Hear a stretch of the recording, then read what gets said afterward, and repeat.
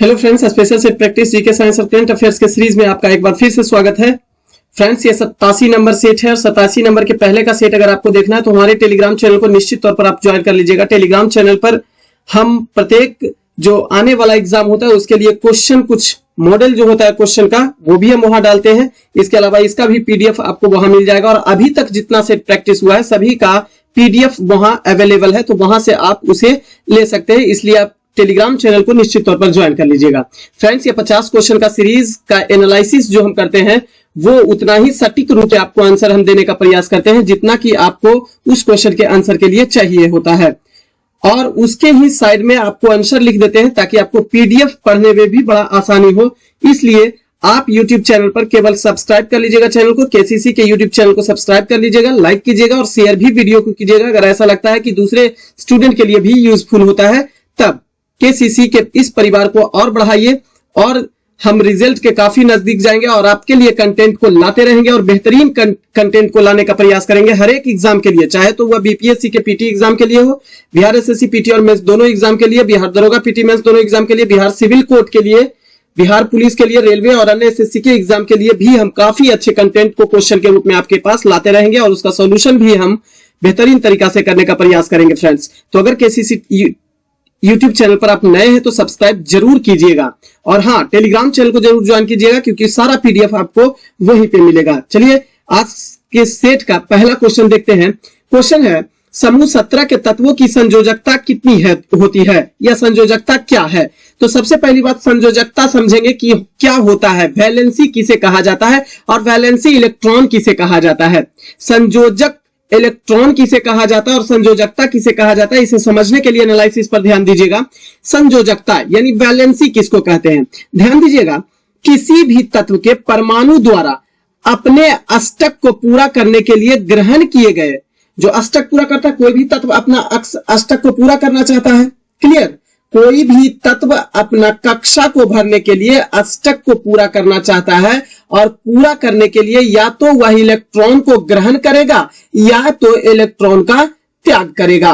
यानी कि साझेदारी इलेक्ट्रॉन जो होगा उसकी संख्या को तत्व की संयोजकता कहा जाता है तथा अष्टक पूरा करने में भाग लेने वाले इलेक्ट्रॉन जो होते हैं उसको संयोजी इलेक्ट्रॉन की संज्ञा दिया जाता है। या तो एक इलेक्ट्रॉन दिया, दो इलेक्ट्रॉन दिया, तीन इलेक्ट्रॉन दिया, चार इलेक्ट्रॉन दिया या उतना ही इलेक्ट्रॉन लेने का काम किया, तो यह लेने और देने वाला जो इलेक्ट्रॉन होता है उसे संयोजी इलेक्ट्रॉन की जो उसमें भाग लिया उसको संयोजी इलेक्ट्रॉन, और जितना अष्टक पूरा करने के लिए इलेक्ट्रॉन उसको चाहिए होता है तो चाहे तो वह लेगा या चाहे तो वह देगा, तो उसे उसका संयोजकता कहा जाता है। क्लियर है? अगला पॉइंट देखेंगे, यदि किसी तत्व के परमाणु में संयोजी इलेक्ट्रॉन की संख्या अगर 1, 2, 3 या 4 हो, संयोजी इलेक्ट्रॉन की संख्या जो, अब संयोजी इलेक्ट्रॉन अभी बताया कि अष्टक पूरा करने के लिए भाग लेने वाले इलेक्ट्रॉन संयोजी इलेक्ट्रॉन होते हैं, तो अगर वह संयोजी इलेक्ट्रॉन 1, 2, 3 या 4 है तो उस तत्व की जो संयोजकता होगी वह संयोजी इलेक्ट्रॉन की संख्या के बराबर हो जाएगी, अर्थात 1, 2, 3 या 4 होगी। परंतु यदि संयोजी इलेक्ट्रॉन की संख्या ही 5, 6, 7, 8 हो तो ऐसे स्थिति में उस तत्व की जो संयोजकता होगी वो 3, 2, 1 या 0 हो सकती है। क्यों 0 हो सकती है? क्योंकि जब भी 5, 6, 7 अथवा 8 इलेक्ट्रॉन जब संयोजी इलेक्ट्रॉन इसके पास होगा तो यह दूसरे तत्व के साथ संयोग करने के लिए इलेक्ट्रॉन देगा नहीं, बल्कि कुछ ही मात्रा में इसको इलेक्ट्रॉन चाहिए होता है। क्लियर? तो ऐसे स्थिति में इलेक्ट्रॉन को ग्रहण कर लेता है, तो जो संयोजी इलेक्ट्रॉन होता है उसमें माइनस कर देंगे उस तत्व के संयोजी इलेक्ट्रॉन की संख्या को। क्लियर? वही आपकी संयोजकता निकलती है जो कि 3, 2, 1 और 0 के रूप में होता है। क्लियर है? अब समझेंगे समूह 17 का तत्व, हमसे क्वेश्चन पूछा है समूह 17 का तत्व जो है वो कौन कौन सा होता है? तो समूह 17 के तत्व जो होते हैं उसे हैलोजन तत्व कहा जाता है, ध्यान रखेंगे। और इस हैलोजन तत्व में फ्लोरीन, क्लोरीन, ब्रोमीन, आयोडीन, एस्टेटीन और टेनेसीन को शामिल किया जाता है। फ्लोरीन की परमाणु संख्या 9 होती है, इलेक्ट्रॉनिक विन्यास लिखेंगे तो 2 और 7 होती है। क्लियर, 2 और 7 होती है, यानी बाह्यतम कक्षा में इलेक्ट्रॉन की संख्या जो होती है उसे संयोजी इलेक्ट्रॉन कहते हैं, और बाह्यतम कक्षा में इसके संयोजी इलेक्ट्रॉन की संख्या कितनी है? 7 है। क्लियर। अब हमने कहा था कि संयोजी इलेक्ट्रॉन अगर 5 हो बाह्यतम कक्षा में, 5, 6, 7 या 8 हो, तो ऐसे स्थिति में जितना इलेक्ट्रॉन संयोजी इलेक्ट्रॉन होता है, कहने का मतलब है कि अष्टक पूरा करने के लिए जितना इलेक्ट्रॉन चाहिए था उसमें से संयोजी इलेक्ट्रॉन की संख्या को घटा देंगे। तो अष्टक पूरा करने के लिए 8 होता है, इसको 7 घटा देंगे, क्योंकि बाह्यतम कक्षा में 7 इलेक्ट्रॉन है, इसको घटा देंगे तो इसकी संयोजकता जो निकलेगी वह 1 निकलेगी। क्लोरीन का देख लेते हैं तो 17 परमाणु संख्या होता है, 2, 8, 7 के रूप में लिखा जाता है। इसके बाह्यतम कक्षा में जो है 7 इलेक्ट्रॉन है, तो इसकी संयोजकता भी 1 ही होगी। 17 है तो यहां भी इलेक्ट्रॉन जो 18 पूरा करते हैं, देखते हैं कितने, यह कितने कक्षा में जा रहा है, 1, 2, 3, चौथा कक्षा में, तो 2, 8, 8, 18 होता है। कक्षा 4 में 18 अष्टक पूरा करने के लिए आपको इलेक्ट्रॉन चाहिए बाह्यतम कक्षा में, और यहां पे 17 है तो यहां 18 पूरना चाहिए। इसका मतलब है कि टोटल जो अष्टक पूरा करने के लिए इलेक्ट्रॉन चाहिए वो है 18, और आपके बाह्यतम कक्षा में इलेक्ट्रॉन जो है वो है 17, तो 18 में से 17 घटा देंगे तो संयोजकता निकल जाएगा, वह 1 हो जाता है। क्लियर। ठीक इसी तरीका से सभी में करेंगे तो सभी की संयोजकता 1 हो जाती है, तो ऑप्शन हमारा बनता है option number D. Next question है, अल्प ब्याज नीति को और क्या कहा जाता है? तो अल्प ब्याज नीति को सस्ती मुद्रा नीति के नाम से भी जाना जाता है। कैसे? तो अल्प ब्याज नीति को सस्ती मुद्रा नीति भी कहा जाता है। अल्प ब्याज नीति के अंतर्गत आरबीआई बैंक दर, रेपो दर इत्यादि में कमी ला देता है, जिससे बैंकों के पास फंड की उपलब्धता जो होती है, या कह सकते हैं तरलता जो होती है, लिक्विडिटी जो होती है, वही बढ़ जाता है। अब जब बैंक दर ही कम हो गया है, रेपो दर ही कम हो गया, तो ऐसे स्थिति में तरलता, लिक्विडिटी या फंड जो होता है उसकी मात्रा में वृद्धि हो जाती है। अब जैसे ही तरलता या लिक्विडिटी में वृद्धि होती है, उससे क्या होता है कि ब्याज दर कम हो जाता है, ब्याज रेट जो होता है वह कम हो जाता है। तरलता में वृद्धि होने के बाद ब्याज दर में कमी आ जाती है। ऐसी स्थिति में उद्योगों, व्यवसायों और उपभोक्ताओं को कम ब्याज दर व आसान शर्तों पर ऋण उपलब्ध हो जाता है। यही कारण है कि इसे सस्ती मुद्रा कहा जाता है। क्लियर। तो सस्ती मुद्रा नीति को ही अल्प ब्याज नीति के रूप में भी जाना जाता है। नेक्स्ट क्वेश्चन है, मूत्र का निर्माण कहाँ होता है? मूत्र का निर्माण संग्राहक वाहिनियां में होता है, और इस संग्राहक वाहिनी जो होती है उसका संबंध किडनी से या वृक्क से होता है। समझेंगे कि मूत्र का निर्माण संग्राहक वाहिनी में होता है, जो कि वृक्क से संबंधित होता है। मूत्र का पीला रंग उसमें यूरोक्रोम नामक वर्णक यानी पिगमेंट के कारण होता है। एक सामान्य मूत्र की बात करें तो इसमें जल 96%, यूरिया 2%, प्रोटीन, वसा, शर्करा तथा दूसरे कोलाइड्स जो होते हैं वो 1.3%, यूरिक एसिड 0.5% तथा अन्य तत्व जो होता है वो 0.2% के रूप में पाया जाता है। तो आप ये भी पॉइंट को याद रखेंगे कि सामान्य मूत्र में कौन कौन से अवयव होते हैं। जल 96%, यूरिया 2%, प्रोटीन, वसा, शर्करा तथा दूसरा कोलाइड्स जो आर होते हैं वो 1.3% होता है, जबकि यूरिक एसिड 0.5% होता है। क्लियर है फ्रेंड्स? 2 दिन से वीडियो हम नहीं डाले थे, इसका कारण था कि हमारे एरिया में जो है वह नेटवर्क कनेक्शन खत्म हो गया था, कुछ इश्यूज के कारण, कुछ दंगा फसाद के कारण हमारे एरिया में नेटवर्क को बंद कर दिया गया था, जिसके कारण से हम वीडियो नहीं डाल पाए थे, तो इसके लिए सो सॉरी। चलिए अगला वीडियो देखते हैं। बथुकंबा उत्सव जो है वो किस राज्य में मनाया जाता है? बड़ा इंपॉर्टेंट क्वेश्चन है, उत्सव और त्योहार से बार बार सवाल पूछता रहता है। तो बथुकंबा उत्सव जो है वो किस राज्य में मनाया जाने वाला एक त्योहार होता है या उत्सव होता है? तो ध्यान देंगे, बथुकंबा तेलंगाना राज्य का त्योहार है, जो राज्य की सांस्कृतिक पहचान का एक प्रतीक है। अब ध्यान देंगे, यह जो बथुकम्मा फेस्टिवल है वह तेलंगाना में फूलों के त्योहार के रूप में मनाया जाता है, जिसे पारंपरिक रूप से राज्य की महिलाओं के द्वारा मनाया जाता है। तेलुगु में अगर देखा जाए तो बथुकम्मा का अर्थ होता है साक्षात मातृ देवी को बुलाना, तो फूलों से स्वागत करके मातृ देवी को बुलाया जाता है। आदि पूरम जो है, अब ध्यान रखेंगे, आदि पूरम जल्लीकट्टू और पोंगल तथा थाई पूसम। ध्यान रखेंगे, आदिपुरम, जल्लीकट्टू, पोंगल, थाई पूसम, ये त्योहार तमिलनाडु राज्य में मनाया जाने वाला प्रमुख त्योहार होता है। क्लियर। त्रिशूर पूरम महोत्सव, त्रिशूर पूरम महोत्सव, ओनम त्योहार, अट्टूकल पोंगल, यह केरल में मनाया जाने वाला त्योहार होता है। तो आप ध्यान रखेंगे, पोंगल अगर आया तो तमिलनाडु में, लेकिन अट्टूकल पोंगल की बात करें तो केरल में मनाया जाता है। केरल में कौन कौन? त्रिशूर पूरम, ओनम त्योहार तथा अट्टूकल पोंगल केरल में मनाया जाता है। ध्यान रखेंगे, मांडू फेस्टिवल, निमाड़ी मिर्च फेस्टिवल तथा खजुराहो फेस्टिवल मध्य प्रदेश में मनाया जाने वाला प्रमुख त्योहार होता है। नेक्स्ट क्वेश्चन है, चोल प्रशासन में पाडी कवल से क्या तात्पर्य होता है? तो पाडी कवल का अर्थ होता है कि ग्रामीण सुरक्षा के लिए, ग्राम की सुरक्षा हेतु एक प्रकार का टैक्स वसूल किया जाता था। इसे ही पाडी कवल के नाम से जाना जाता था, या इसे ही चौकीदारी शुल्क, जो वर्तमान समय में कहते हैं चौकीदारी शुल्क देते हैं, गांव के लिए हम लोग चौकीदारी शुल्क देते हैं, तो उसी का नाम पाडी कवल था। स्थानीय सामंत लोग जो होते थे या शक्तिशाली जो अधिकारी होते थे, उसको एक विशेष प्रकार का सुरक्षा कर अलग से दिया जाता था, जिसके बदले वह खास क्षेत्र के, जिस क्षेत्र में कर दिया जाता था, उस क्षेत्र के जान माल की रक्षा की जिम्मेदारी वह अपने ऊपर ले लेता था, यानी रक्षा करता था। क्लियर। नेक्स्ट क्वेश्चन है, स्वामित्व योजना का संबंध किस मंत्रालय से है? तो स्वामित्व योजना जो है वो ध्यान देंगे तो स्वामित्व का सबसे पहले फुल फॉर्म देखेंगे तो survey of villages and mapping with improvised technology in village area होता है। यह पंचायती राज मंत्रालय द्वारा शुरू किया गया एक केंद्रीय क्षेत्र का योजना है और इसकी शुरुआत 24 अप्रैल 2020 को राष्ट्रीय पंचायती राज्य दिवस के अवसर पर किया गया था। यह ध्यान रखेंगे पॉइंट कि स्वामित्व योजना की शुरुआत 24 अप्रैल 2020 को की गई थी। उस दिन राष्ट्रीय पंचायती राज्य दिवस के रूप में भी मनाया जाता है।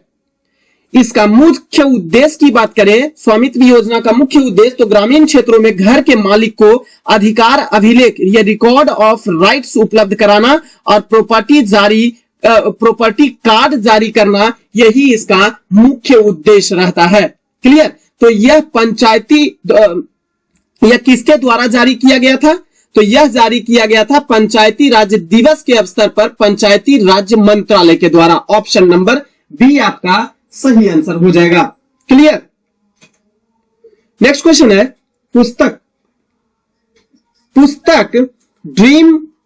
The dream of revolution a biography of Jayaprakash Narayan किसके द्वारा लिखित पुस्तक है? यह सुजाता प्रसाद और प्रोफेसर बिमल प्रसाद, जो प्रोफेसर बिमल प्रसाद थे, यह जयप्रकाश नारायण के सहयोगी थे तथा इनके द्वारा इस पुस्तक की रचना की शुरुआत की गई थी, लेकिन इनकी मृत्यु पुस्तक पूर्ण होने से पहले ही हो गई थी। बाद में इसे पूरा करने का श्रेय सुजाता प्रसाद को दिया जाता है। तो यह सुजाता प्रसाद और प्रोफेसर बिमल प्रसाद दोनों के द्वारा लिखित पुस्तक है। सुजाता प्रसाद जो थी वो प्रोफेसर बिमल प्रसाद की पुत्री थी। अब ध्यान देंगे, यह पुस्तक लोकनायक जयप्रकाश नारायण के जीवन पर आधारित है, जिसका लोकार्पण बिहार के मुख्यमंत्री नीतीश कुमार ने 11 अक्टूबर 2021 को किया था। इस पुस्तक के लेखन की शुरुआत जयप्रकाश नारायण के सहयोगी रहे प्रोफेसर बिमल प्रसाद ने किया था। बाद में इनकी मृत्यु के उपरांत इनकी पुत्री सुजाता प्रसाद ने इसे पूरा किया था। नेक्स्ट क्वेश्चन है, national centre for super computing application द्वारा विकसित पहला वेब ब्राउजर कौन सा था? तो ध्यान देंगे, national centre for super computing applications द्वारा स्थापित पहला web browser mosaic web browser था। ऑप्शन नंबर ए आपका सही होता है। सर्वप्रथम वेब ब्राउजर का विकास की बात करें तो टिम बर्नर्स ली के द्वारा 1991 ईस्वी में www के रूप में किया गया था। ध्यान देंगे, इंटरनेट एक्सप्लोरर यह भी एक प्रकार का वेब ब्राउजर ही है। इसका विकास माइक्रोसॉफ्ट कॉरपोरेशन के द्वारा किया गया था। मोजिला फायरफॉक्स भी एक वेब ब्राउजर है, जिसका विकास जो है वो मोजिला कॉरपोरेशन के द्वारा किया गया था। गूगल क्रोम भी एक वेब ब्राउजर है, जिसका विकास गूगल कंपनी द्वारा 2008 में किया गया था। एप्पल सफारी की बात करें तो इसका विकास ये भी एक वेब ब्राउजर है और इसका विकास एप्पल कॉरपोरेशन के द्वारा 2007 में किया गया था। सभी पॉइंट को आप ध्यान रखेंगे। नेक्स्ट क्वेश्चन है, उष्णकटिबंधीय वनों की अपेक्षा शीतोष्णकटिबंधीय वनों का व्यावसायिक दोहन अधिक विकसित हो पाया है।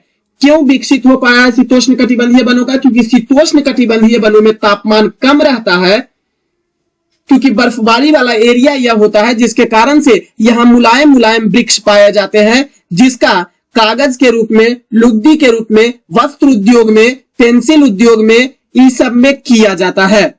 इस कारण से व्यावसायिक दोहन के मात्रा में अगर देखा जाए तो सबसे ज्यादा दोहन शीतोष्णकटिबंधीय वनों का हुआ है। अब थोड़ा सा देख लेते हैं इसका विस्तार कहां से कहां तक है। तो उष्णकटिबंधीय वन यानी ट्रॉपिकल जोन की अगर बात करें तो इस वनों का विस्तार दोनों ही गोलार्ध में 10 से 30 डिग्री अक्षांशों के बीच में पाया जाता है।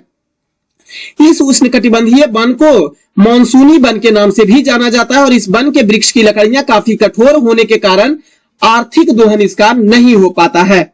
जबकि शीतोष्णकटिबंधीय वन यानी टेम्परेट जोन जो होता है, वनों का विस्तार की बात करें तो दोनों ही गोलार्धों में 45 से लेकर 66 डिग्री अक्षांशों के बीच पाया जाता है और यहाँ के वृक्ष की लकड़ियां मुलायम होती है, जिसके कारण इसका प्रयोग व्यावसायिक रूप से किया जाता है। अतः इसका व्यावसायिक दोहन सबसे ज्यादा विकसित हो पाया है।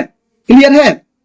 तो आपका जो आंसर जाएगा वो ध्यान दीजिएगा, कौन सा आंसर आपका जा सकता है। तो एक प्रकार के वृक्षों की उपलब्धता भी होती है और यहां पर वृक्ष जो होती है वो काफी मुलायम होती है, मुलायम वृक्ष होती है, जिसके कारण से व्यावसायिक दोहन यहां का संभव हो पाता है। आप ध्यान देंगे, उल्टा अगर यही क्वेश्चन को कर दिया जाए, क्वेश्चन पूछा जाए शीतोष्णकटिबंधीय वनों की तुलना में उष्णकटिबंधीय वनों का व्यावसायिक दोहन कम हो पाया है, इसलिए तो आंसर आपका चल जाएगा ऑप्शन नंबर डी, क्योंकि उष्णकटिबंधीय वनों में कठोर लकड़ी के वृक्ष पाए जाते हैं, जबकि शीतोष्णकटिबंधीय वनों में मुलायम वृक्ष के लकड़ियों वाला वृक्ष पाया जाता है, जिसके कारण से व्यावसायिक दोहन ज्यादा संभव है।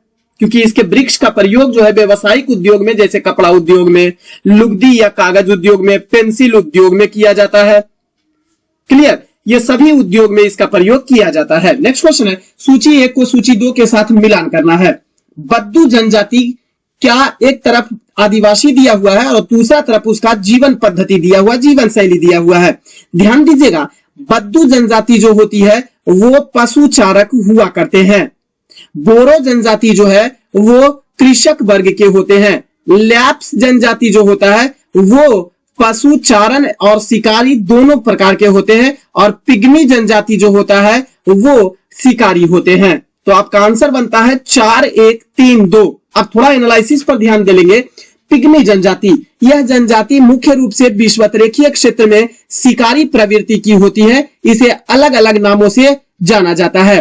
कांगो में चले जाएंगे या ज़ैरे नदी घाटी में चले जाएंगे तो इस जनजाति को पिग्मी जनजाति के रूप में मुख्य रूप से जाना जाता है। अमेजन नदी घाटी में यही पिग्मी जनजाति को रेड इंडियन कहा जाता है। श्रीलंका में पिग्मी जनजाति को बेद्दा कहा जाता है। न्यू गिनी में पापुआ कहा जाता है और बोर्नियो में इसे पूनन के नाम से जाना जाता है। बड़ा इंपॉर्टेंट है, आप इस सब चीजों को ध्यान रखेंगे। बोरो जनजाति जो है वो अमेजन नदी घाटी में कृषि करके अपने जीवन यापन करने वाली एक जनजाति होती है। तो बोरो जनजाति कहां? अमेजन नदी घाटी के क्षेत्र में पाई जाती है और ये इसका काम होता है कृषि करके अपना जीवन यापन करती है। बद्दू जनजाति की बात करें तो यह पारंपरिक रूप से खानाबदोश, बद्दू जनजाति जो है वो पारंपरिक रूप से खानाबदोश, कहने का मतलब खाना की तलाश में पशु चारण करते हुए एक स्थान से दूसरे स्थान पर जीवन व्यतीत करते हैं। ध्यान रखिएगा, यही बद्दू जनजाति है जो कई कबीलों में बटा हुआ है। तो इसका मुख्य कबीला जो है वो असाइर कबीला, मुख्य कबीला बद्दू जनजाति का होता है और इसका निवास जो है वो जोर्डन, इराक, अरब प्रायद्वीप और उत्तर अफ्रीका के रेगिस्तानी क्षेत्र में ये बद्दू जनजाति निवास करती हैं। लैप्स जनजाति की बात करें तो यूरोपीय टुंड्रा में निवास करने वाली जनजाति जो होती है वो लैप्स जनजाति होती है और ये पशु चारक के साथ साथ शिकारी भी होते हैं। नेक्स्ट क्वेश्चन है, पंचायत समिति के प्रधान का चुनाव कौन करता है? अब ध्यान रखेंगे, बड़ा इंपॉर्टेंट क्वेश्चन है और बिहार में पूछा जाने वाला क्वेश्चन है 100%। ध्यान रखेंगे, पंचायती राज्य व्यवस्था से संबंधित क्वेश्चन है। पंचायत समिति, अब ग्राम पंचायती राज्य व्यवस्था को 3 स्तर में ध्यान रखेंगे, ग्राम पंचायत, पंचायत समिति और जिला परिषद। पंचायत समिति जो है वो ग्राम पंचायत और जिला परिषद के बीच की योजक कड़ी होता है। क्लियर। पंचायती राज्य व्यवस्था का मध्य स्तर पंचायत समिति होता है, क्योंकि सबसे निम्न स्तर ग्राम पंचायत, दूसरा स्तर पंचायत समिति और सबसे उच्च स्तर जिला परिषद होता है। क्लियर। अब ध्यान दीजिएगा एनालिसिस पर। पंचायत समिति पंचायती राज व्यवस्था का दूसरा या मध्य स्तर है। इसे ग्राम पंचायत और जिला परिषद के बीच के कड़ी के नाम से भी जाना जाता है, यानी दोनों को जोड़ने वाला काम पंचायत समिति करता है।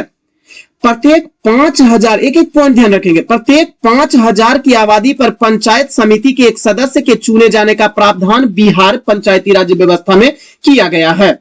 ध्यान रखेंगे, प्रत्येक 5000 की आबादी पर एक पंचायत समिति का गठन किया जाएगा। क्लियर। पंचायत समिति के प्रमुख या उप प्रमुख का चुनाव अप्रत्यक्ष रूप से होता है और इसका चुनाव अप्रत्यक्ष रूप से प्रत्यक्ष निर्वाचित सदस्यों, अब कौन सा निर्वाचित सदस्य, तो पंचायत समिति के निर्वाचित सदस्य जो होंगे उसी के मत के द्वारा या उसी में से एक सदस्य को प्रमुख और दूसरे सदस्य को उप प्रमुख के रूप में बनाया जाएगा या निर्वाचित किया जाएगा। क्लियर। तीसरा पॉइंट है, प्रमुख पंचायत समिति का प्रधान अधिकारी होता है, जो समिति का बैठक भी बुलाता है और उसकी अध्यक्षता भी स्वयं करता है। प्रमुख जो होता है वो पंचायत समिति के कार्यों की जांच करता है और प्रखंड विकास पदाधिकारी, जिसे बीडीओ करते हैं, ब्लॉक डेवलपमेंट ऑफिसर पर नियंत्रण करता है। ध्यान रखेंगे, बीडीओ प्रखंड विकास पदाधिकारी पंचायत समिति का सचिव होता है। यह भी क्वेश्चन कई बार पूछा हुआ है, तो आपका आंसर जाता है पंचायत समिति के सदस्य के द्वारा पंचायत समिति के प्रधान और उप प्रधान का चुनाव कराया जाता है अप्रत्यक्ष रूप से। क्लियर। नेक्स्ट क्वेश्चन है, 3 तत्व दिया हुआ है एक्स, वाई और जेड के रूप में, इनके इलेक्ट्रॉनिक विन्यास भी लिखे हुए हैं। एक्स का 28, वाई का 287 और जेड का 282 है। उपयुक्त में से कौन सा कथन आपका सही हो सकता है? तो ध्यान दीजिएगा, तत्व एक्स की बात करते हैं तो 28 इलेक्ट्रॉनिक विन्यास है। इसका मतलब है कि इसका परमाणु संख्या 10 है और 10 परमाणु संख्या नियोन का होता है और यह समूह 18 में पाया जाता है और इसका आवर्त चूंकि 2 इसका कक्षा है 2, तो आवर्त भी इसका 2 ही होगा। तो यह एक अक्रिय गैस है जो एक अधातु भी है। क्लियर। तो क्या दिया हुआ है कहीं कि एक्स एक अधातु है? कहीं भी नहीं दिया हुआ, तो ये तो होगा, इसमें से तो कौन अभी नहीं मिला आंसर। दूसरा है तत्व वाई की बात करते हैं तो 287 यानी 8 7 15 2 17 17 होता है क्लोरीन का। तो क्लोरीन जो है वो समूह 17 के तत्व होते हैं और इसके कक्षा 3 है तो इसका आवर्त संख्या 3 होगा। तो यह समूह 17 के आवर्त 3 का एक हैलोजन और एक अधातु तत्व है। हैलोजन भी है क्योंकि समूह 17 के तत्व को हैलोजन ग्रुप कहा जाता है और यह एक अधातु तत्व होता है। तो वाई तो एक अधातु निकल गया जो कि ऑप्शन नंबर डी में दिया हुआ है, लेकिन जेड के बारे में कहता है एक धातु है। तो जेड का देख लेते हैं, इलेक्ट्रॉनिक विन्यास 282 के रूप में दिया हुआ है। इसका मतलब है इसका परमाणु संख्या 12 है और 12 मैग्नीशियम का पाया होता है परमाणु संख्या, जो कि समूह 2 ग्रुप दूसरा में और आवर्त चूंकि कक्षा की संख्या 3 है यहाँ पे तो आवर्त 3 हो जाएगा, में पाया जाने वाला एक प्रकार का क्या है? धातु है। अतः ऑप्शन नंबर डी आपका सही हो जाएगा। नेक्स्ट क्वेश्चन है, बैंक ऑफ महाराष्ट्र ने हाल ही में किस शहर में स्टार्टअप के लिए अपनी पहली समर्पित शाखा का उद्घाटन किया है? तो पुणे में उद्घाटन किया है, मुंबई में। ध्यान रखेंगे, बैंक ऑफ महाराष्ट्र ने 2 अप्रैल 2023 को महाराष्ट्र के पुणे में स्टार्टअप के लिए अपनी पहली समर्पित शाखा का उद्घाटन किया है। इस बैंक की स्थापना, ध्यान देंगे, बैंक ऑफ महाराष्ट्र की स्थापना की बात करें तो बीजी काले और डी के साठे ने पुणे में ही किया था। यह बैंक 16 सितंबर 1935 ईस्वी को 1 मिलियन अमेरिकी डॉलर की अधिकृत पूंजी के साथ पंजीकृत हुआ था, रजिस्टर हुआ था, लेकिन यह अपना कार्य यानी व्यवसाय करना शुरू कर दिया 8 फरवरी 1936 ईस्वी से। क्लियर। नेक्स्ट क्वेश्चन है, बाबा रामचंद्र ने किसानों को संगठित किया था। किस क्षेत्र में किसानों को संगठित किया था? तो यूपी के अवध के क्षेत्रों में बाबा रामचंद्र ने किसानों को संगठित किया था। ध्यान देंगे बाबा रामचंद्र के बारे में, तो महाराष्ट्र के ये ब्राह्मण परिवार में जन्मे थे और 13 वर्ष की आयु में गृह त्याग करके घुमक्कड़ जीवन जीने लगे और ये रामायण और महाभारत की दोहा सुनाया करते थे सभी को। इसके बाद यह फिजी चले गए और 1909 ईस्वी में वे फिजी से लौटे और 1920 ईस्वी तक उत्तर प्रदेश के फैजाबाद में साधु का जीवन जीने लगे और इसी दौरान महाभारत और रामायण की जो दोहा होते थे वह लोगों को सुनाया करते थे। इसी दौरान वे एक किसान नेता के रूप में उभरे और अवध के किसानों को संगठित किया था, यूपी में ही। नेक्स्ट क्वेश्चन है, पेरिप्लस ऑफ द इरिथ्रियन सी के लेखक का श्रेय किसे दिया जाता है? यह एक अज्ञात यूनानी नाविक के द्वारा लिखित पुस्तक है जिसके नाम के बारे में कोई चर्चा नहीं किया हुआ है। पेरिप्लस ऑफ द इरिथ्रियन सी जो है वो यूनानी भाषा में लिखित ग्रंथ है जो एक अज्ञात यूनानी नाविक द्वारा 80 ईस्वी में हिंद महासागर की यात्रा पर, यही याद रखेंगे, 80 ईस्वी में भारत के हिंद महासागर की यात्रा पर आया था यह यूनानी नाविक, और यह पुस्तक की इन्होंने रचना किया था। भारतीय तट की यात्रा के आधार पर किया था, यानी हिंद महासागर, यहीं पर लिखेंगे हिंद महासागर। हिंद महासागर की यात्रा पर आया था 80 ईस्वी में और इन्होंने पुस्तक लिखा पेरिप्लस ऑफ द इरिथ्रियन सी जो यूनानी भाषा में है। इस पुस्तक में भारतीय तटरेखा के बारे में बहुमूल्य सूचना प्राप्त होता है। नेक्स्ट क्वेश्चन है, केंद्र सरकार ने कितने वर्ष से ऊपर के लोगों को साक्षर करने के लिए एक नई योजना न्यू इंडिया लिटरेसी प्रोग्राम शुरू किया है? 15 वर्ष या इससे ऊपर के आयु वर्ग के जो भी व्यक्ति हैं उसे प्रौढ़ शिक्षा के तहत न्यू इंडिया लिटरेसी प्रोग्राम में शामिल किया जाएगा और उसे साक्षर बनाया जाएगा। थोड़ा सा देखेंगे न्यू इंडिया लिटरेसी प्रोग्राम पूरा रूप होता क्या है, ध्यान दीजिएगा। भारत सरकार ने देश में वयस्क निरक्षरता, अडल्ट इलिटरेसी के मुद्दे को हल करने के लिए एक नई योजना न्यू इंडिया लिटरेसी प्रोग्राम यानी NILP शुरू किया है। यह योजना गैर साक्षरों को सशक्त बनाने और उन्हें आत्मनिर्भर बनाने की दिशा में एक महत्वपूर्ण कदम है। यह योजना 15 वर्ष और उससे अधिक आयु वर्ग के लगभग 5 करोड़ निरक्षरों, अब यह भी ध्यान देंगे, 5 करोड़ निरक्षरों को शिक्षित करने का प्रयास करेगी। NILP यानी न्यू इंडिया लिटरेसी प्रोग्राम जो है वह 5 घटक इसके हैं।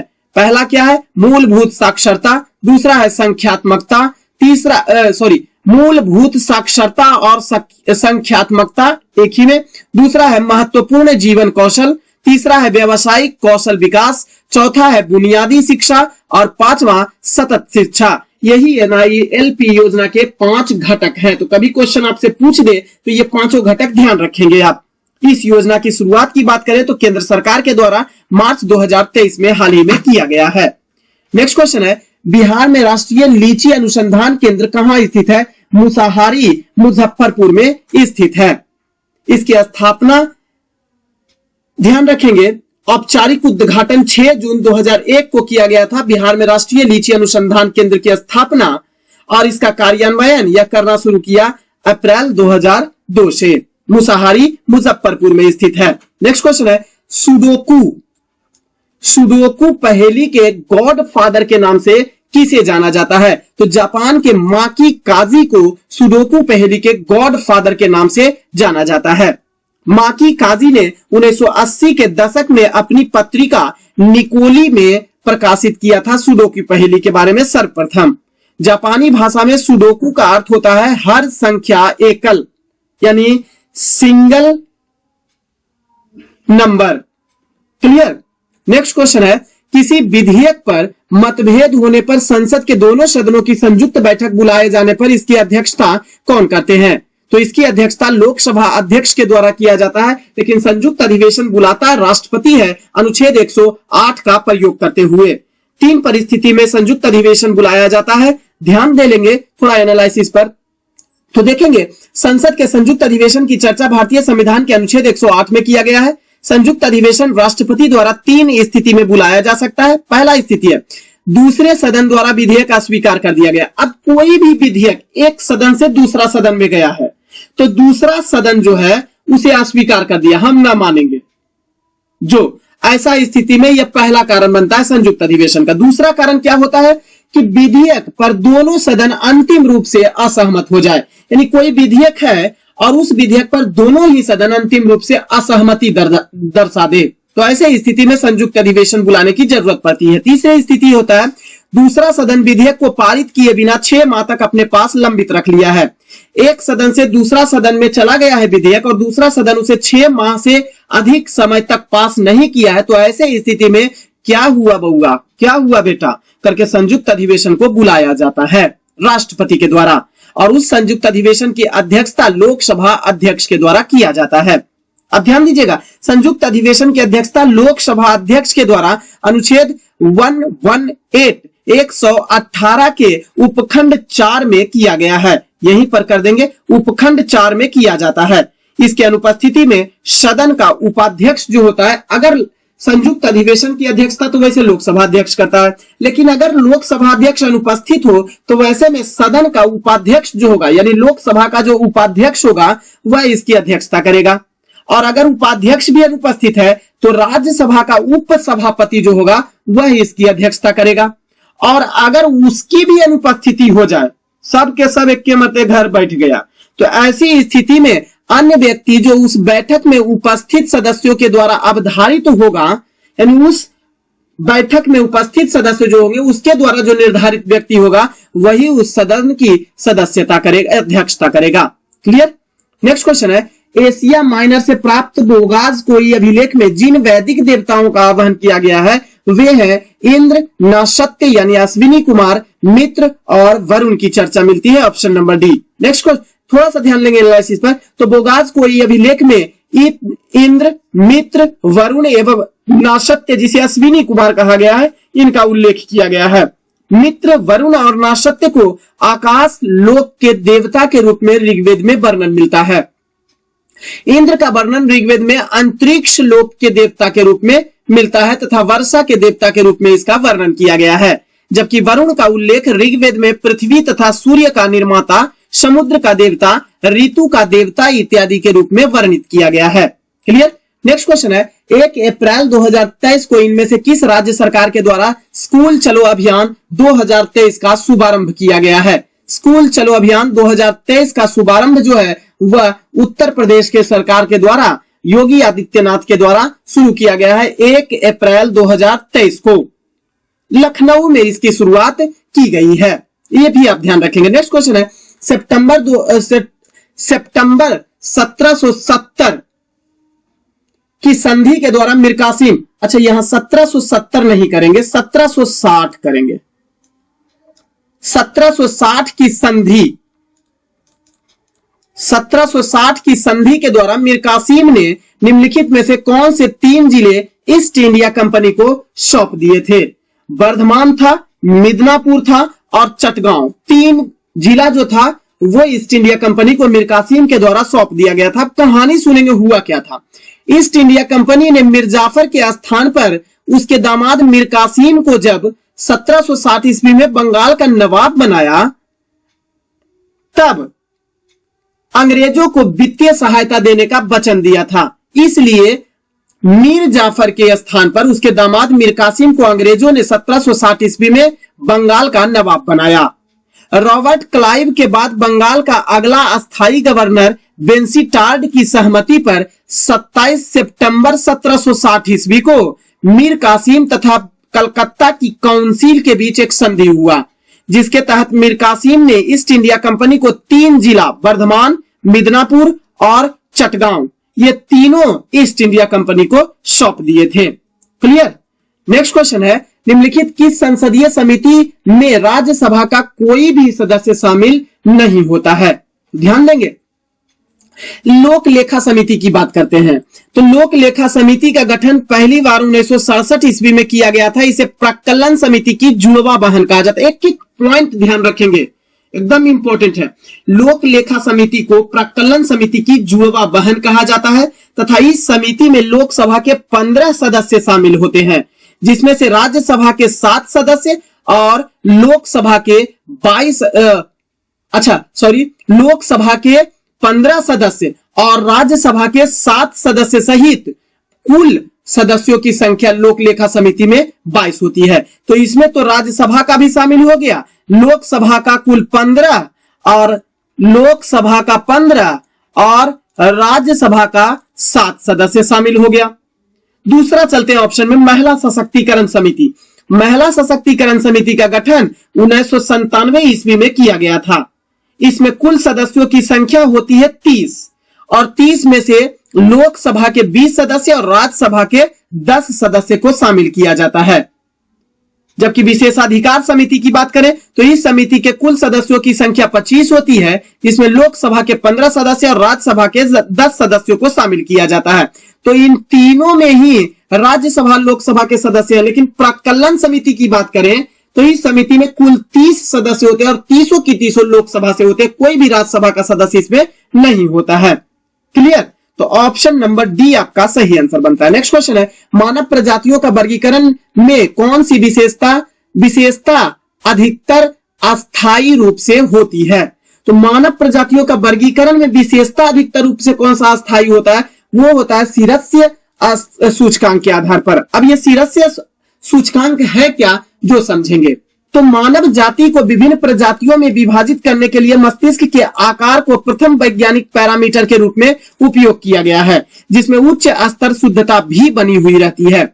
अब ये शिरस्य सूचकांक जो होता है वो इसी के लिए जारी किया था, मानव मस्तिष्क के आकार की समीक्षा करने के लिए। तो यह शिरस्य सूचकांक जो होता है वो मस्तिष्क के आकार की चौड़ाई को लंबाई से भाग देने पर, चौड़ाई को लंबाई से भाग देने पर और 100 से गुना करने पर जो भागफल आया, चौड़ाई को लंबाई से भाग देंगे, हमारे सिर्फ मस्तिष्क के आकार को चौड़ाई को लंबाई से भाग देंगे और जो भागफल आएगा उससे भागफल को 100 से गुना करने पर आया हुआ जो सूचकांक होता है उसको दर्शाया जाता है। इसे ही शिरस्य सूचकांक कहा जाता है। और इस प्रकार से मापा गया सूचकांक जो होता है उसको 3 भाग में बांटा जाता है। लंबा मस्तिष्क वह 78.5 से कम होता है, मध्य मस्तिष्क 78.6 से लेकर 82.5 तक होता है, जबकि चौड़ा मस्तिष्क जो होता है वह 82.5 से अधिक होता है। क्लियर? और यह सबसे अस्थायी विशेषता का अधिकार होता है, यानी अस्थायी विशेषता वाला सूचकांक होता है। नेक्स्ट क्वेश्चन है, बंगाल के पाल शासकों के काल में किस कृषक समुदाय ने विद्रोह किया था? कैवर्त कृषक समुदाय जो था वो विद्रोह कर दिया था। ध्यान देंगे, पाल वंश का संस्थापक गोपाल था, जिन्होंने 750 ईस्वी में पाल वंश की स्थापना की थी और पाल वंश की राजधानी मुंगेर थी। पाल वंश के प्रमुख शासक धर्मपाल, देवपाल, नारायणपाल, विग्रहपाल, महीपाल, रामपाल इत्यादि था। विग्रहपाल की बात करें तो विग्रहपाल का पुत्र महीपाल के शासनकाल में अशांति एवं अव्यवस्था बनी रही तथा इसी के शासनकाल में चासी कैवर्त यानी महिष्य जाति के किसान लोग जो थे उसने अपने नेता दिव्य लोक के नेतृत्व में विद्रोह कर दिया था। यह दिव्य लोक जो था वो महीपाल की हत्या कर दिया और उत्तरी बंगाल पर अपना अधिकार जमा लिया था। अतः मिला जुला कर बात आया कि चासी कैवर्त या महिष्य जाति के किसान लोगों ने पाल शासकों के काल में कृषक समुदाय ने विद्रोह किया था। ऑप्शन नंबर सी सही होगा। नेक्स्ट क्वेश्चन है, नाबार्ड किसका संक्षिप्त रूप होता है? नाबार्ड जो होता है वो national bank for agriculture and rural development. Option number D आपका सही आंसर होगा। इसकी स्थापना जो होती है वो 12 जुलाई 1982 ईस्वी को नाबार्ड की स्थापना की गई थी शिवरामन समिति के सिफारिश के आधार पर। नाबार्ड को हिंदी में राष्ट्रीय कृषि एवं ग्रामीण विकास बैंक के नाम से भी जाना जाता है। ये कृषि बैंक को वित्त उपलब्ध करवाता है।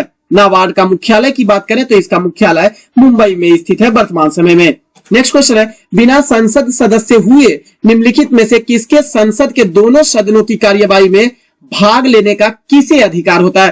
कहने का मतलब यह है कि संसद का सदस्य नहीं है लेकिन फिर भी उसे संसद के दोनों सदन की कार्यवाही में भाग लेने का अधिकार है। बोल सकता है, विचार रख सकता है, लेकिन मत देने का अधिकार इसको नहीं होता है। वो होता है भारत का महान न्यायवादी अटॉर्नी जनरल ऑफ इंडिया, जिसकी चर्चा भारतीय संविधान के अनुच्छेद 76 में किया गया है। यह भारत सरकार का प्रथम विधि अधिकारी के रूप में जाना जाता है। महान न्यायवादी की नियुक्ति राष्ट्रपति के द्वारा किया जाता है, जो राष्ट्रपति के प्रसाद पर्यंत पद धारण करता है। यानी क्वेश्चन आपसे पूछे कि कितने वर्ष तक इसका पद होता है तो आमतौर पर जानते हैं कि 5 वर्षों के लिए इन्हें नियुक्त किया था, लेकिन यह भी ध्यान रखेंगे कि यह प्रसाद पर्यंत पद होता है राष्ट्रपति का। महान न्यायवादी का पद राष्ट्रपति के द्वारा दिया गया प्रसाद पर्यंत पद है, प्रसाद है, जब मन हुआ जब इसको हटा देता है राष्ट्रपति। क्लियर? तो कोई निश्चित कार्यकाल की इसकी चर्चा नहीं की गई है भारतीय संविधान में। ध्यान दीजिएगा, महान न्यायवादी ना तो मंत्रिमंडल का और ना ही संसद का सदस्य होता है, लेकिन वह फिर भी किसी भी सदन में बोल सकता है, किंतु मत देने का अधिकार नहीं होता है। इस बात की चर्चा संविधान के अनुच्छेद 88 में किया गया है। नेक्स्ट क्वेश्चन है, केंद्रीय मंत्रिमंडल ने विवाह के लिए महिलाओं की उम्र 18 वर्ष से बढ़ाकर निम्न में से कितने वर्ष रखने का प्रस्ताव को मंजूरी दे दी है? 21 वर्ष का रखने का प्रस्ताव पारित किया गया है महिलाओं का, जो कि वर्तमान समय में 18 थी। अब थोड़ा इतिहास की ओर चलते हैं तो 1929 ईस्वी में the child marriage restaurant act द्वारा परिभाषित किया गया था, जिसमें महिलाओं के लिए विवाह की न्यूनतम आयु 14 वर्ष और पुरुषों की 18 वर्ष निर्धारित की गई थी। 1929 ईस्वी में the child marriage restaurant act के द्वारा, जबकि ध्यान दीजिएगा 1929 ईस्वी के तत्कालीन शारदा अधिनियम में संशोधन करके 1978 ईस्वी में, शारदा अधिनियम 1929 ईस्वी, और इसी का संशोधन 1978 ईस्वी में किया, जिसके तहत महिलाओं के शादी की उम्र 15 वर्ष रखी गई थी पहले शारदा अधिनियम के तहत, जबकि the child marriage restaurant act के तहत 14 वर्ष महिलाओं की विवाह की आयु रखी गई थी। क्लियर? और पुरुष की 18 वर्ष। लेकिन 1929 ईस्वी के शारदा अधिनियम की बात करें तो 15 वर्ष रखी गई थी महिलाओं की शादी करने की उम्र, जिसको 1978 ईस्वी में परिवर्तित किया गया और 18 वर्ष कर दिया गया। 15 वर्ष से महिलाओं की आयु को बढ़ाकर 18 वर्ष कर दिया गया। अब 43 वर्ष के बाद अहम बदलाव किए गए हैं इसमें भी, 18 वर्ष वाला में भी, कि हिंदू विवाह अधिनियम 1955 की धारा 5 के उपखंड 3 में शादी के लिए लड़की की न्यूनतम आयु 18 वर्ष और लड़के के लिए 21 वर्ष निर्धारित करती है। क्लियर? 21 वर्ष निर्धारित करती है। लेकिन वर्तमान समय में जो परिवर्तित किया गया है, वर्तमान समय में वह लड़की के लिए 21 वर्ष निर्धारित किया गया है और लड़कों के लिए 24 वर्ष निर्धारित किया गया है। क्लियर? तो इसमें थोड़ा सा सुधार करेंगे तो 21 वर्ष और यहां पे 24 वर्ष। क्लियर? नेक्स्ट क्वेश्चन है, गोपुरम कहां के मंदिरों की विशेषता है? तो गोपुरम दक्षिण भारत में विमानन शैली में जो मंदिर निर्माण कला शैली थी, द्रविड़ शैली में जो मंदिर के ऊपर में विमान शैली का प्रचलन किया गया था, वो दक्षिण भारत में, और ऑप्शन एक ही है दक्षिण भारत का, वो तमिलनाडु है। तो दक्षिण भारत में मंदिर निर्माण जो था वो गोपुरम बनाया जाता था। ध्यान दीजिएगा, गोपुरम या इसे गोपुर कहा जाता था, या इसे विमानम शैली भी कहा जाता था। यह अधिकतर दक्षिण भारत के हिंदू मंदिरों के द्वार पर स्थित था। हिंदू मंदिर के द्वार पर बनाया जाता था गोपुरम। इस मंदिर के निर्माण कला की एक विशेषता यह है कि इसके गुंबद की जो परछाई है वो पृथ्वी पर नहीं पड़ती है। इसका निर्माण 1003 से लेकर 1010 ईस्वी के बीच चोल शासक, पहली बार चोल शासक राजराज चोल ने करवाया था। हालांकि बाद में पल्लव तथा पांड्यों ने भी गोपुरम का निर्माण करवाया था, लेकिन सबसे पहला वंश कौन सा था? चोल वंश। चोल शासक ने सबसे पहले गोपुरम का निर्माण करवाया था। नेक्स्ट क्वेश्चन है, परमाणु घड़ी निम्नलिखित में से किसके संक्रमण या ट्रांजिशन पर आधारित होती है? वो सीजियम के ट्रांजिशन पर आधारित होती है। परमाणु घड़ी क्या होता है? यह एक प्रकार की घड़ी है जो इलेक्ट्रोमैग्नेटिक स्पेक्ट्रम की माइक्रोवेव, ऑप्टिकल तथा अल्ट्रावायलेट रीजन में इलेक्ट्रॉन ट्रांजिशन फ्रीक्वेंसी का प्रयोग टाइमिंग कीपिंग के स्टैंडर्ड एलिमेंट के रूप में किया जाता है। परमाणु घड़ियां सबसे सटीक समय और आवृत्ति मानक होती है और इसे अंतरराष्ट्रीय समय वितरण सेवाओं के लिए प्राथमिक मानकों के रूप में उपयोग किया जाता है, ताकि टेलीविजन प्रसारण की लहर आवृत्ति को नियंत्रित किया जा सके और वैश्विक नेविगेशन सैटेलाइट सिस्टम जैसे जीपीएस में भी इसका प्रयोग किया जाता है। और ध्यान रखेंगे, परमाणु घड़ी सीजियम के ट्रांजिशन पर आधारित होता है। नेक्स्ट क्वेश्चन है, अमरकंटक किस नदी का स्रोत प्रदेश होता है? तो अमरकंटक सोन नदी का एवं नर्मदा नदी का उद्गम स्रोत का होता है स्थल। सोन नदी भारत के मध्य भाग में बहने वाली एक नदी है। इसे सोनभद्र शिला के नाम से भी जाना जाता है, ध्यान रखिएगा। यमुना के बाद बात किया जाए तो यह सोन नदी गंगा नदी की दक्षिणी उप महानदियों में सबसे बड़ी नदी है। यह सोन नदी मध्य प्रदेश के अनूपपुर जिले में अमरकंटक के पास उत्पन्न होती है, जो कि कुल लंबाई 780 किलोमीटर सोन नदी की होती है। दूसरा ऑप्शन कृष्णा नदी की बात करें तो दक्षिण भारत की एक महत्वपूर्ण नदी है। इसे दक्षिण भारत की गोदावरी, दक्षिणी गोदावरी के कृष्णा नदी को कृष्णा नदी को नहीं, गोदावरी नदी को दक्षिणी गंगा के नाम से जाना जाता है, जबकि कावेरी नदी को दक्षिण भारत की गंगा कहा जाता है। यहां कृष्णा नदी है। कृष्णा नदी दक्षिण भारत की भी एक महत्वपूर्ण नदी है और इसका उद्गम स्थल की बात किया जाए तो महाराष्ट्र के महाबलेश्वर में घाट श्रृंखला से होकर, पश्चिमी घाट श्रृंखला से होकर यह नदी प्रवाहित होती है। महाराष्ट्र के महाबलेश्वर श्रेणी से यह कृष्णा नदी का उद्गम स्थल होता है और इसकी कुल लंबाई 1400 किलोमीटर के बराबर होती है। पेरियार नदी की बात करें तो इसका उद्गम की बात करें तो पश्चिमी घाट की शिवगिरी पहाड़ियों से इसका उद्गम स्थल होता है, जो केरल की प्रमुख नदी है और केरल की जीवन रेखा पेरियार नदी को कहा जाता है। चंबल नदी की बात करें तो चंबल का उद्गम स्थल जानापाव की पहाड़ी में स्थित सिंगार चौरी चोटी है। यह दक्षिण में महू शहर के इंदौर के पास विंध्य रेंज में मध्य प्रदेश में दक्षिण ढलान से होकर गुजरती है और चंबल नदी की कुल लंबाई लगभग 995 किलोमीटर है। तो इसका उद्गम स्थल मध्य प्रदेश के जानापाव की पहाड़ी में श्रृंगार चौरी चोटी से होता है। नेक्स्ट क्वेश्चन है, संविधान का अनुच्छेद 51 के क किससे संबंधित होता है? यह मूल कर्तव्य से संबंधित अनुच्छेद है जिसकी चर्चा भारतीय संविधान के भाग 4 के क में कुल अनुच्छेद 51 का क जोड़ा गया है। हालांकि मूल संविधान में मौलिक कर्तव्य की चर्चा नहीं किया गया था। ध्यान दीजिएगा थोड़ा एनालिसिस पर। अनुच्छेद 51 का क, इसका संबंध संविधान के भाग 4 के क से है जिसमें हमारे मौलिक कर्तव्य की चर्चा किया गया है। यह रूस के संविधान से हमारे भारतीय संविधान में जोड़ा गया है। हमारे मूल संविधान में एक भी मौलिक कर्तव्य की चर्चा नहीं किया गया था, लेकिन 42वां संवैधानिक संशोधन के द्वारा स्वर्ण सिंह समिति की अनुशंसा के सिफारिश के आधार पर 10 मूल कर्तव्य को जोड़ा गया था। कब? 1976 ईस्वी में। 1976 ईस्वी में 10 मूल कर्तव्य को जोड़ा गया था, क्योंकि 42वां संवैधानिक संशोधन 1976 ईस्वी में हुआ था। वर्तमान संविधान की बात करें तो उसमें 11 मूल कर्तव्य हैं और 11वें मूल कर्तव्य को 86वां संवैधानिक संशोधन 2002 के तहत जोड़ा गया है, जिसमें 11वें मूल कर्तव्य में 6 से 14 वर्ष के बच्चे हेतु प्राथमिक शिक्षा प्रदान करने का प्रावधान किया गया है। नेक्स्ट क्वेश्चन है, निम्नलिखित में से कौन सा उद्योग जो है वो विकास उद्योग कहलाता है? तो मोटर गाड़ी उद्योग जो है इसे विकास उद्योग के नाम से जाना जाता है। ध्यान दीजिएगा, इसे ऑटोमोबाइल उद्योग के नाम से भी जाना जाता है। दुनिया का सबसे अधिक ऑटोमोबाइल का उत्पादक देश जापान है, जबकि विश्व का सबसे बड़ा ऑटोमोबाइल क्षेत्र जो है, मोटर गाड़ी वाहन उद्योग क्षेत्र जो है वो यूएसए के डेट्रॉइट शहर में स्थित है। अतः यही कारण है कि दुनिया का प्रत्येक क्षेत्र जहां सबसे ज्यादा ऑटोमोबाइल क्षेत्र का विकास होता है या ऑटोमोबाइल कंपनियां हैं, उस क्षेत्र को वहां का डेट्रॉइट कहा जाता है। भारत का डेट्रॉइट जो है वो पीथमपुर जो हरियाणा में पड़ता है, भारत का डेट्रॉइट कहलाता है, जबकि कनाडा का डेट्रॉइट विंडसर शहर को कहा जाता है। इटली का डेट्रॉइट तुरिन शहर को कहा जाता है। नेक्स्ट क्वेश्चन है, भारत ने दार्शनिक प्रणाली मुद्रा प्रणाली किस वर्ष शुरू किया था? तो 1957 ईस्वी में दशमलव मुद्रा प्रणाली की शुरुआत भारत में की गई थी 1 अप्रैल के दिन।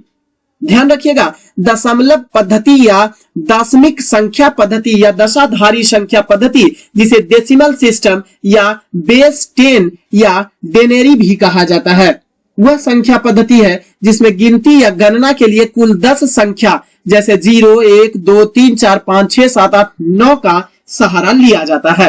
नेक्स्ट क्वेश्चन है, बायोफ्लॉक तकनीक का उपयोग मुख्यतः किस क्षेत्र में किया जाता है? जलीय जीव के पालन को और बढ़ावा देने के लिए बायोफ्लॉक टेक्निक का प्रयोग किया जाता है। थोड़ा देखेंगे तो जलीय जीव हेतु एक आधुनिक एवं वैज्ञानिक तरीका है जो खास तौर से मछली पालन उद्योग को बढ़ावा देने हेतु बेहतर तकनीक होता है। अब जलीय जीव में भी खास तौर से मछली पालन के लिए यह तकनीक का प्रयोग किया जाता है और इस तकनीक के माध्यम से किसान बिना तालाब की खुदाई किए एक टैंक में ही मछली का पालन कर सकते हैं। इसे बायोफ्लॉक टेक्निक कहा जाता है। नेक्स्ट क्वेश्चन है, निम्नलिखित में से किसका संबंध केंद्र राज्य संबंध से है?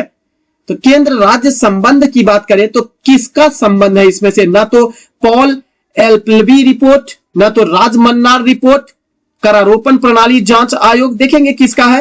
राज्य संबंध आयोग से। ध्यान दीजिएगा, ऑप्शन नंबर बी जो है राजमन्नार समिति की रिपोर्ट जो है वो केंद्र राज्य संबंध से है। अब केंद्र राज्य के मध्य विवाद को सुलझाने के लिए अब तक 4 आयोग का गठन किया जा चुका है। पहला आयोग प्रशासनिक सुधार आयोग, यहां पे प्रशासनिक सुधार आयोग जिसकी नियुक्ति 1966 ईस्वी में किया गया था, लेकिन यह अपना प्रतिवेदन 1970 ईस्वी में दिया। तो पहला आयोग प्रशासनिक सुधार आयोग जो कि राज्य और केंद्रों के बीच विवाद उत्पन्न हुआ उसको सुलझाने के लिए बनाया गया। दूसरा था राजमन्नार समिति, 1970 ईस्वी में राजमन्नार समिति का गठन किया गया था केंद्र और राज्य के मध्य विवाद को सुलझाने के लिए। तीसरा जो है भगवान सहाय आयोग 1971 ईस्वी में आया तथा चौथा सरकरिया आयोग आया। सबसे नवीनतम केंद्र और राज्य के बीच विवाद को सुलझाने वाला आयोग सरकरिया आयोग है जिसकी नियुक्ति 1983 ईस्वी में की गई थी तथा यह अपना प्रतिवेदन 1988 ईस्वी में दिया था। क्लियर। नेक्स्ट क्वेश्चन है कौन सा राज्य हाल ही में 100% रेलवे नेटवर्क विद्युतीकरण प्राप्त करने वाला पहला भारतीय राज्य बन गया है।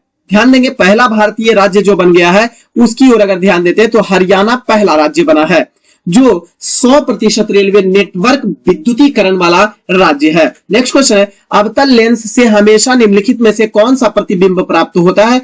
तो आभासी सीधा प्रतिबिंब प्राप्त होता है और वस्तु से छोटा प्रतिबिंब प्राप्त होता है। नेक्स्ट क्वेश्चन है ब्याज दर निर्धारित की जाती है किसके द्वारा। तो वाणिज्यिक बैंकों के द्वारा अपने ग्राहकों को लिए ब्याज दर का निर्धारण करता है। अर्थात प्रत्येक बैंकों का अपना अपना, प्रत्येक वाणिज्यिक बैंक जितना भी वाणिज्यिक बैंक है अपना अपना ब्याज दर अलग अलग होता है क्योंकि यह प्रत्येक वाणिज्यिक बैंकों के द्वारा अपने हित को देखते हुए लागू करता है। ध्यान दीजिएगा ब्याज दर कहते किसको है। तो जमा किए गए या उधार दिए गए या उधार लिए गए या तो जमा करेंगे या उधार देंगे या उधार लेंगे उसके लिए किसी धन पर प्रत्येक अवधि यानी पीरियड में जिस दर से ब्याज लिया जाता है उसे ही ब्याज दर कहा जाता है और यह प्रत्येक वाणिज्यिक बैंकों के द्वारा अपने ग्राहकों के लिए जारी किया जाता है।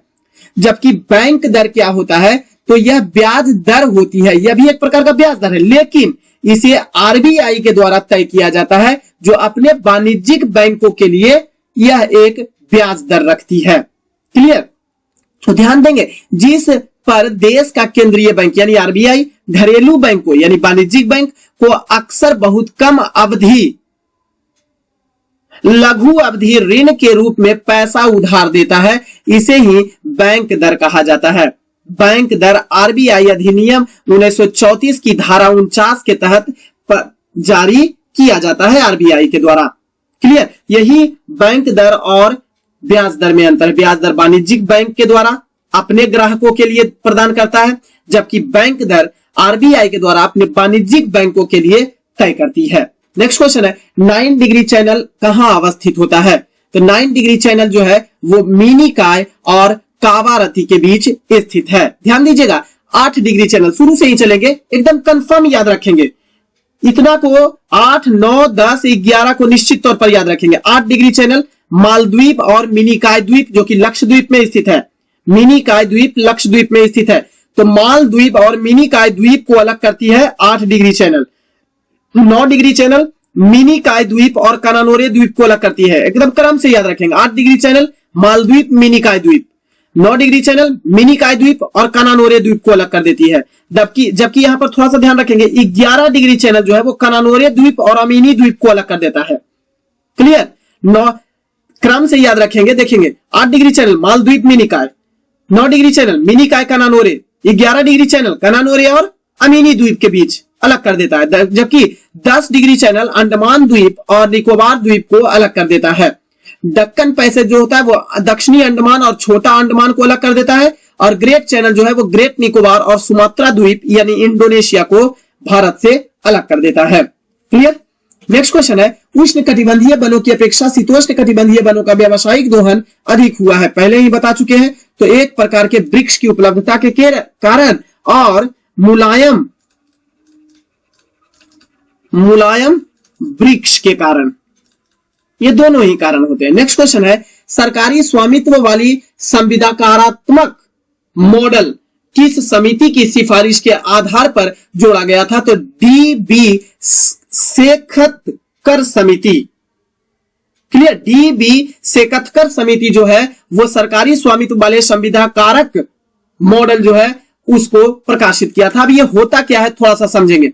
अपने कारखानों और आयुध भंडारों के लिए अभिकल्पित मॉडल, सरकारी स्वामित्व वाले ठेकेदारों के माध्यम से संचालित मॉडल जिसे कहा जाता है गवर्नमेंट ऑन्ड कॉन्ट्रैक्टर ऑपरेटेड, जिसे गोको के नाम से भी जाना जाता है। तो गोको मॉडल जो है इसको कार्यान्वित करने के लिए सेना ने संभावित उद्योगपतियों का पता लगाने की प्रक्रिया आरंभ किया है, जिसके तहत उद्देश्य जो है वो संचालन को पहले से और अधिक कुशल बनाना, और यह डीबी सेकथकर समिति के सिफारिश के आधार पर लागू किया गया है गोको मॉडल को। नेक्स्ट क्वेश्चन है, निम्नलिखित में कौन बिहार का प्रथम नायब नाजिम था? तो पहला नायब नाजिम सिताब राय था। सन 1766 ईस्वी में क्लाइव के पटना आने पर सिताब राय ने धीरज नारायण के द्वारा चालित शासन में द्वितीय आरोप लगा दिया। फलतः क्लाइव ने धीरज नारायण को हटाकर सिताब राय को बिहार का प्रथम नायब नजीम नियुक्त किया था। तो ऑप्शन नंबर ए आपका सही होगा। नेक्स्ट क्वेश्चन है, सृजन पोर्टल किस मंत्रालय द्वारा शुरू किया गया है? सृजन पोर्टल जो है वो रक्षा मंत्रालय के द्वारा जारी किया गया था, रक्षा मंत्री राजनाथ सिंह के द्वारा सन 1920 ईस्वी में 14 अगस्त के दिन। अब देखेंगे सृजन पोर्टल है क्या। तो सृजन पोर्टल जो है वो एक वन स्टॉप ऑनलाइन पोर्टल है जो वेंडर को स्वदेशी वस्तुओं के लिए मंच प्रदान करता है। इसकी शुरुआत रक्षा मंत्री राजनाथ सिंह के द्वारा 14 अगस्त 2020 को की गई थी।